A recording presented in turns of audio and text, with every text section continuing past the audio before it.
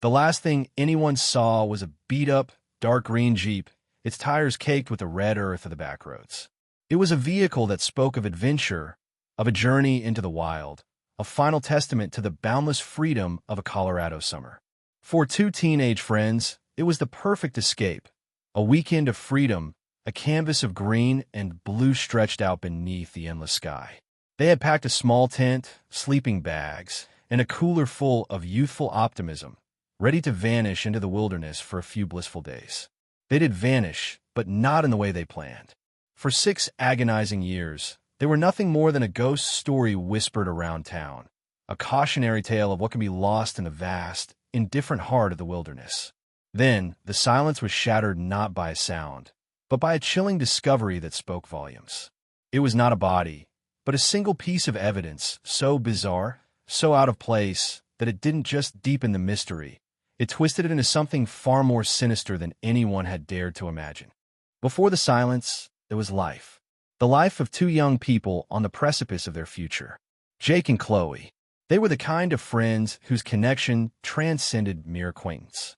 They had met in their high school art class, bonded over a shared fascination with the macabre, and built a friendship on the foundation of shared secrets and unspoken understanding. Jake was a budding musician, meticulous and grounded, with a love for old vinyl records and the complex logic of music theory. He spent his weekends tinkering with a battered old guitar, his hands always stained with the subtle grime of well-loved strings. Chloe, on the other hand, was a poet, a dreamer who saw the world in a kaleidoscope of dark emotions and hauntingly beautiful words. She filled notebooks with verses of lost loves and forgotten places, landscapes that existed only in her imagination. Their personalities were a study in contrast, but together they created a harmonious whole. Their friends and family had watched their friendship blossom with a sense of quiet approval. There was a sense of inevitability about them, as if they were always meant to find each other in the sprawling chaos of high school. The trip was a joint idea. They had found a secluded camping spot on a tattered old topographical map, a place they said was so remote, so untouched, that it felt like stepping back in time. It was a place where the stars weren't dimmed by the glow of streetlights, where the only sounds were the rustle of leaves and the distant cry of a nocturnal bird. Chloe, though a city girl at heart, was easily swayed by Jake's enthusiasm. She pictured a weekend of writing under the open sky, of late-night conversations by a crackling fire, of escaping the suffocating predictability of their suburban lives. They left on a Friday morning, the sun glinting off the hood of Jake's old Jeep as they drove away. Chloe's father, standing on the porch, waved until the vehicle was a distant speck, a small gesture of farewell that would haunt him for years to come. The initial days of their disappearance were filled with a frantic but hopeful energy. When they didn't return on Sunday night, their parents assumed they had simply extended their trip, caught up in the magic of the moment. It was a reasonable assumption for 2 adventurous teenagers, and it was the kind of thinking that would, in retrospect, seem like a cruel form of denial. But by Monday morning, when their parents' calls went straight to voicemail, a different kind of feeling began to set in, a cold, creeping dread that felt like a premonition of something terrible. By Monday afternoon, the police had been notified. The search began with a sense of urgency. The local sheriff's department, supplemented by volunteers, fanned out across the vast expanse of the forest. The woods, which had seemed so inviting in the photos Jake had shown Chloe, now loomed with a sense of silent menace. Search parties combed the trails, their voices echoing through the trees, a desperate symphony in the face of an overwhelming silence. Helicopters crisscrossed the sky, their rotors a rhythmic thrum that seemed to mock the futility of their efforts. But the forest held its secrets close. The Jeep was found within hours, just as Jake's map had indicated it would be. It was unlocked, the keys still in the ignition, and their belongings were neatly packed in the trunk. The tent, sleeping bags, and cooler were all gone. It was a testament to their intention to camp, but it offered no clues as to where they had gone. The search intensified. The area around the vehicle was scoured, every bush, every rock, every patch of moss examined for a sign, a footprint, anything. Nothing. The trail, it seemed, had gone cold before it had even begun. As the days turned into weeks, the hope that had sustained the search began to fray. The media descended on the small town, their cameras a constant presence, their questions a repetitive chorus of what happened. And is there any new information? The families of Jake and Chloe were thrust into a spotlight they never wanted, their private grief laid bare for public consumption. They put up posters with the smiling faces of their children, a stark and painful contrast to the grim reality of their situation. Every phone call, every knock on the door was a moment of agonizing anticipation, a fleeting hope that this time it would be good news. But it never was. The case file grew thicker, filled with endless reports of nothing, of dead ends, of trails that vanished into the unfeeling earth. It became a cold case, a ghost of a story that haunted the town, a constant reminder of the fragility of life and the terrifying power of the unknown. The police, with a sense of weary resignation, scaled back their efforts. The volunteers, their initial fervor replaced by a quiet sense of defeat, went back to their lives. The forest, having swallowed its secrets, returned to its silent, eternal vigil. The silence of the wilderness became a living, breathing thing. It was in the wind that whispered through the aspens, the endless, empty sky, and the unforgiving, unmoving rocks. For the families, the silence was a constant presence, a hollow ache in their hearts that refused to heal. They were left to mourn a loss that had no closure, a pain that had no resolution. The lack of a body was a cruel trick, a false glimmer of hope that kept them from truly letting go. For 6 long years, the mystery was a cold, empty canvas, waiting for a single brushstroke of truth. That truth, when it finally arrived, was a shocking and grotesque masterpiece. The seasons turned, the vibrant green of summer giving way to the fiery hues of autumn, and then to the stark, skeletal silence of winter. Snow fell, a thick, muffling blanket that covered the forest floor and buried any lingering traces of the missing friends. The world moved on. Jake and Chloe became a memory, a name whispered in hushed tones, a tragic footnote in the town's history. But for their families, time had stopped. Their lives were a perpetual state of suspended animation, a constant cycle of hope and despair. The silence that had swallowed their children was a constant presence, a hollow ache in their hearts that refused to heal. The discovery was made by a team of archaeologists from the University of Colorado, who had been conducting a survey of the remote area, a place rumored to have been a site of ancient rituals. They were using ground-penetrating radar, a tool that had not been available to the original search team, to scan the ground around a series of strange, circular rock formations. The radar picked up a faint, anomalous reading in a small, rocky clearing about 100 feet from the last known location of the Jeep. It was a reading that suggested a metallic object, buried just a few inches beneath the surface. With a sense of professional curiosity, the team carefully began to excavate the site. What they found was not a piece of ancient pottery or a historical artifact, but a small, rusted metal box, its surface corroded by 6 years of exposure to the elements. The box was sealed, and the archaeologists, with a sense of profound anticipation, carefully pried it open. What they found inside was not a historical relic, but something far more chilling. A small, intricately carved wooden figure, a grotesque representation of a human form, with a series of strange, almost indecipherable symbols etched into its surface.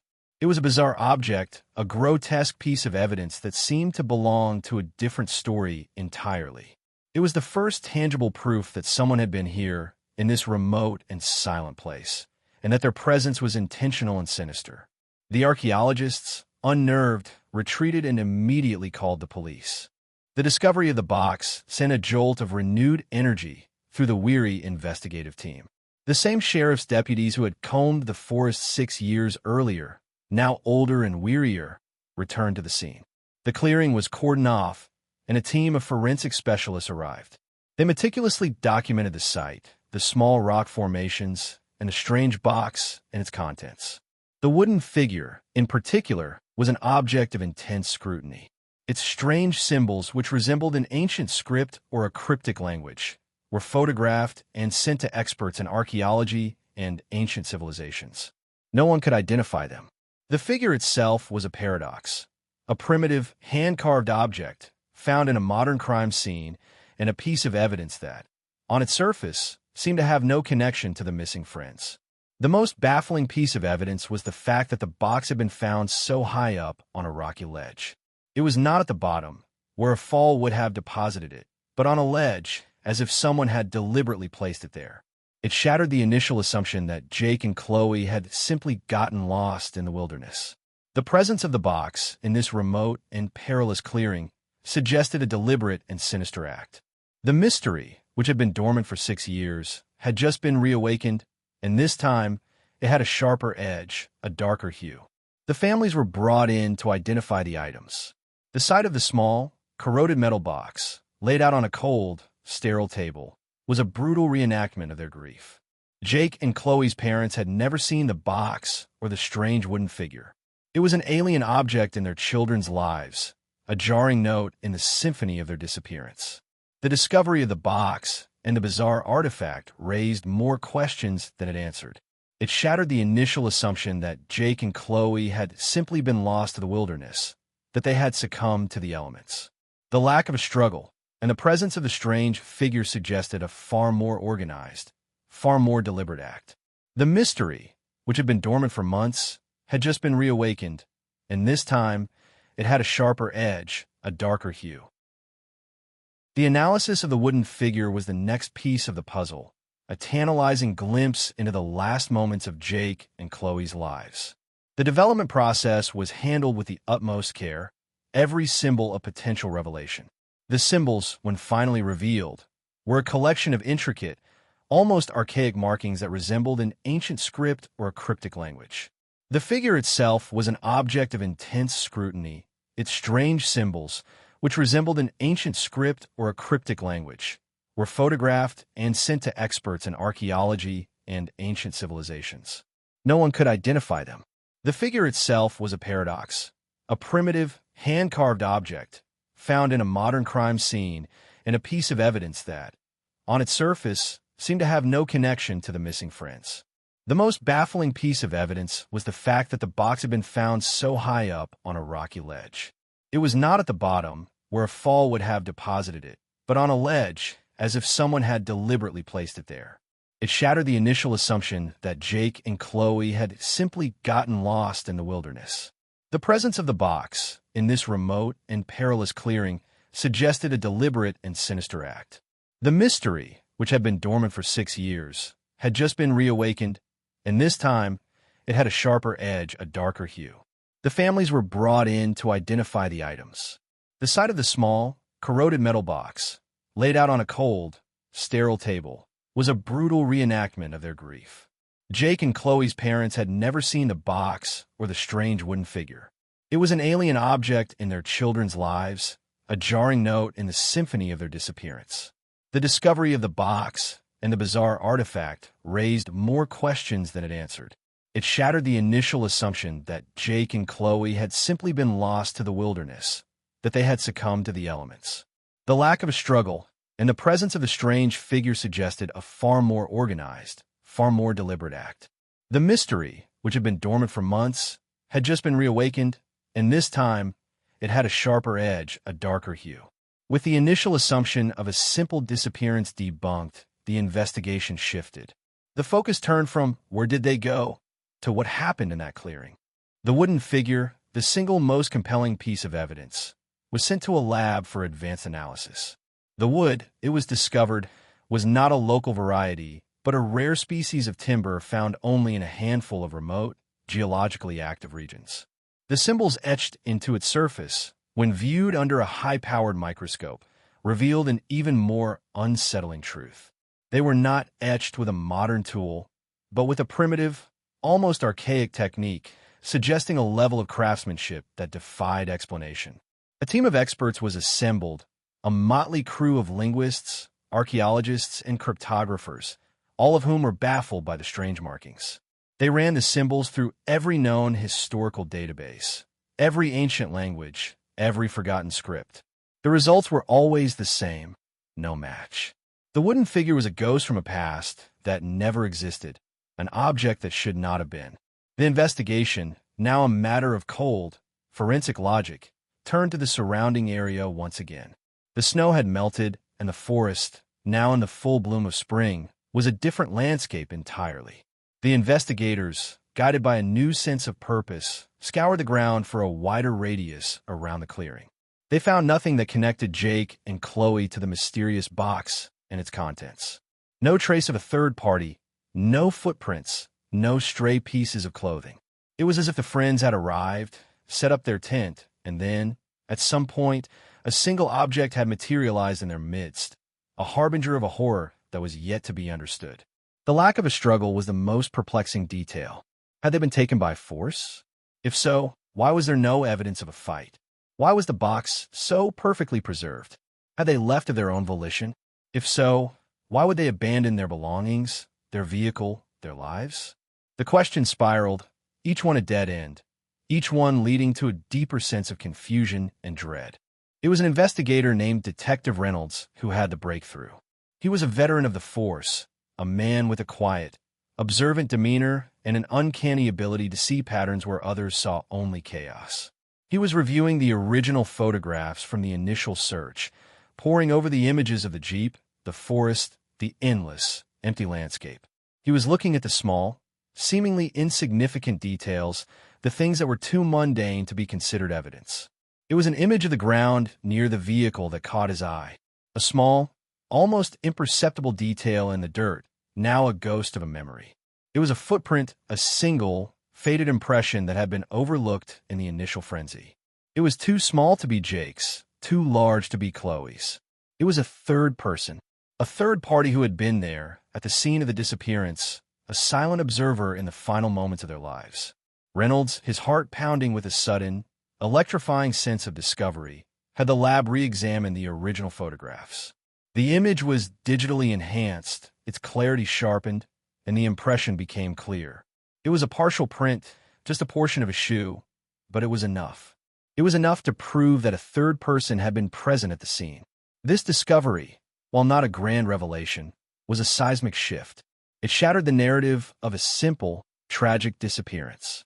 It transformed the story from one unnatural tragedy to a calculated, intentional act. It introduced a new, darker line of inquiry. The mystery was no longer a puzzle of where, but of who and why. The quiet horror that had settled over the case for so many months was now replaced by a chilling new certainty. This was no accident.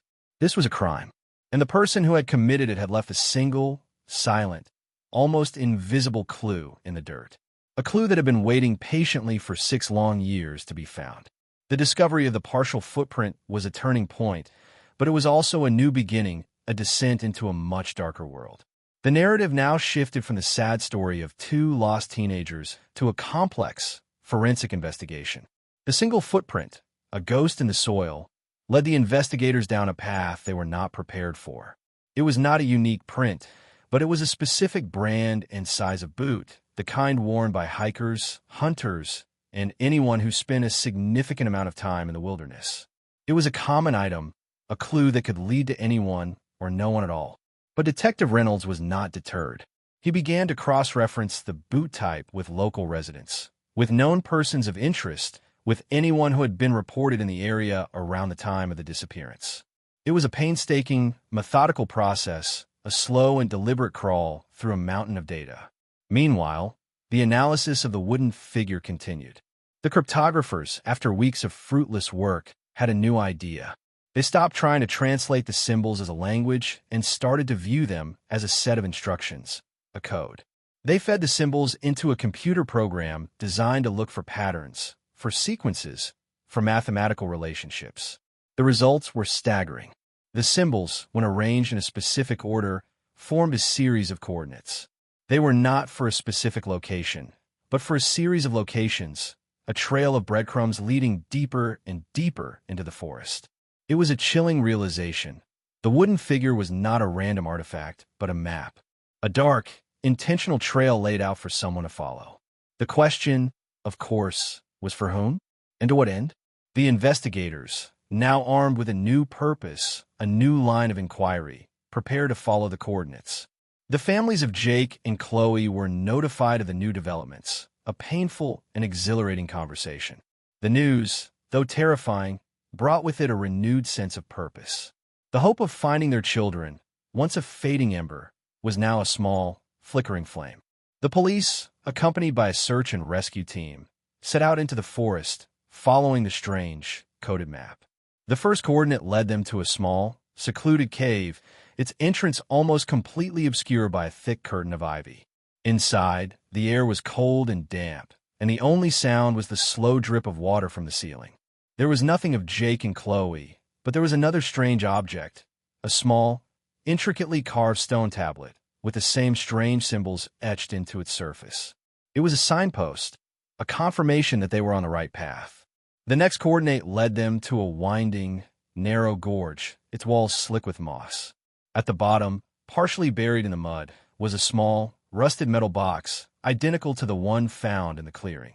It was another sign, another chilling piece of the puzzle. The trail continued, a macabre scavenger hunt, each clue leading to a new, unsettling discovery. A small, faded journal, its pages water-damaged and its contents illegible, was found half-buried in the soil. It was a haunting and deeply personal violation, a chilling confirmation that they had been stalked, watched, and pursued.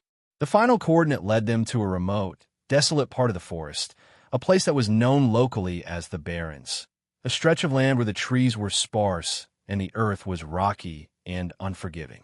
It was here, in a shallow, hastily dug grave, that they found what they had been dreading all along: the remains of Jake and Chloe.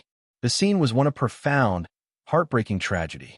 The friends had been buried side by side, their bodies arranged in a quiet, almost reverent manner. There was no sign of a violent struggle, no obvious cause of death. It was as if they had simply laid down and passed away. But as the forensic team worked to exhume the bodies, they made a final, horrifying discovery. Tucked into the hand of each of them, clutched in a silent, final grip, was a small, perfectly carved wooden figure. The same strange symbols. It was the last, most chilling message from a killer who had never been caught, a final, grotesque punctuation mark on a story of profound and senseless violence. The discovery of the bodies was not an end, but a beginning. The investigation, now a murder case, took on a new sense of urgency. The absence of a clear cause of death, combined with the strange, ritualistic burial, presented a unique and complex challenge. The bodies were sent to the state coroner's office for a full, meticulous autopsy. The results were as baffling as the crime itself. There were no signs of blunt force trauma, no stab wounds, no bullet holes. There were no obvious signs of poisoning, no trace of sedatives or other drugs. It was as if Jake and Chloe had simply ceased to be, their hearts having stopped without any apparent external cause. The only physical anomaly, a detail that was at first dismissed as an artifact of decomposition, was a series of small, almost invisible puncture marks on the back of their necks, as if they had been injected with something. But the forensic team could find no trace of what had been used. It was a crime that defied explanation, a murder without a murder weapon. The case was now a media firestorm. The quiet, tragic story of two missing teenagers had been transformed into a macabre tale of a serial killer, a ritualistic murderer who roamed the remote corners of the forest. The town, which had mourned in silence, was now gripped by a collective terror. The fear was not of the unknown anymore, but of a known, an uncatchable monster. The police were under immense pressure to find answers, to make an arrest, to restore a sense of safety to a community that felt it had been irrevocably shattered. But the investigation was a dead end. The single footprint, the mysterious wooden figures, the bizarre circumstances of the murders, they all pointed to a killer who was not only highly organized, but who seemed to operate outside the bounds of traditional criminal logic. The investigators, their initial confidence now replaced by a quiet sense of frustration, went back to the only things they had: the wooden figures. The wood was a geological anomaly, and the symbols were a linguistic ghost. They reached out to a wider network of experts, to academic institutions, and to a handful of eccentric, independent researchers who specialized in the obscure. It was a retired professor of ancient history, an expert on forgotten Mesoamerican cultures, who made the final, terrifying connection. The symbols on the figures were not a language, but a series of astrological markers, a map of the night sky, a constellation that, when viewed from a specific location on Earth, formed the shape of a serpent. The professor, his voice trembling with a mix of excitement and dread, explained that this constellation, in ancient cultures, was often associated with a deity of death and rebirth, a god who is said to guide souls into the afterlife. The realization was a chilling and profound one. The murders were not a random act of violence, but a ritual, a sacrifice. The killer was not just a murderer, but a fanatic, a zealot who believed he was performing a sacred act. The wooden figures were not just a map, but a spiritual offering, a tool of a twisted and ancient faith. The small puncture marks on the back of their necks were now seen in a new, horrifying light. It was not a poison, but a symbolic act, a ritualistic piercing to release the soul. The theory, though outlandish, fit the facts of the case in a way that nothing else did. It explained the lack of struggle, the lack of an obvious murder weapon, the strange, almost reverent way in which the bodies were buried. It also explained the photo of Mark and Sarah, taken from distance, as if the killer was not just stalking his victims, but observing them, choosing them, waiting for the precise moment of their demise. The case, now forever intertwined with a dark, historical narrative, remains unsolved. The killer, if he even exists, was never found. The single footprint, the most tangible piece of evidence, led to nothing. The wooden figures, though now understood in a chilling new context, provided no clues to the identity of their maker. The story of Jake and Chloe, which began with a quiet, youthful adventure, ended with a macabre and perplexing act of violence. Their memory lives on not just in the hearts of their families, but in the annals of true crime, a chilling reminder that the deepest mysteries are often hidden not in the dark of the forest, but in the dark of the human heart.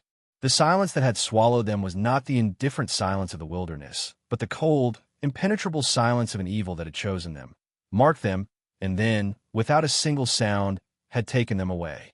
The Jeep, a final, tangible link to the children they had lost, sat on the side of the road, a silent testament to a journey that had ended before it had even begun.